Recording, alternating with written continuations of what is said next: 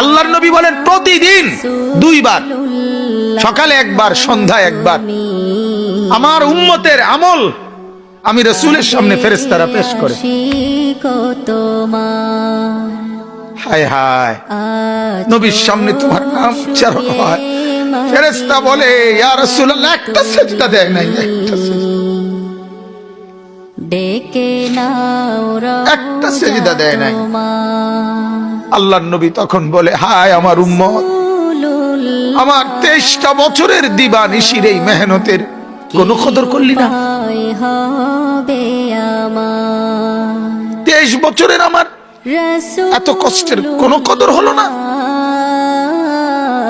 হাসরের ময়দানে নবী, দোস্ত শুনেন, হাসরের ময়দানে আল্লাহর নবী তার পিঠ দেখাবে, পিঠ, নবী তার পিঠ দেখাবে, পিঠ দেখায়া বলবে উম্মত দেখ আমার পিঠ চালনির মতো ছিদ্র ছিদ্র করে ফেলছি।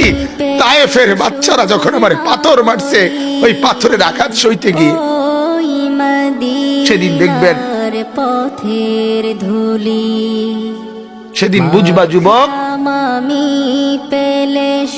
নওজোয়ান, তোমাদের জন্য কাঁদার কেউ নাই, তোমাদের জন্য ভাবার কেউ নাই। মা বাপ ছেড়ে দিছে তোমারে, যা বাবা নষ্ট হয়ে যা। আহা, মোবাইলের হাতে ছেড়ে দিছে তোমারে, নষ্ট বন্ধুদের হাতে ছেড়ে দিছে তোমারে, যা বাবা পেটের বুক লাগলে ভাত খাইয়ে যাইস, বাকি টাইম নষ্ট হয়ে যায়।